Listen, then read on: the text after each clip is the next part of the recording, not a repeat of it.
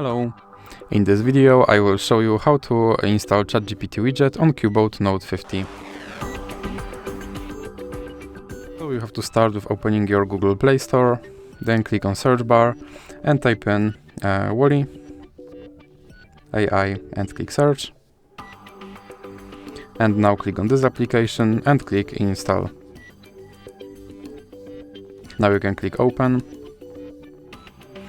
And here click this button to skip introduction. Now click not now and click open permissions.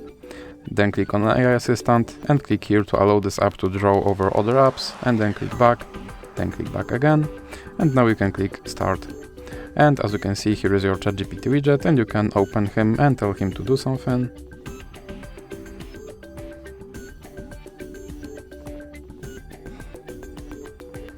And as you can see, he responded. And if you want to remove him from your screen, just drag him into the X icon in the middle.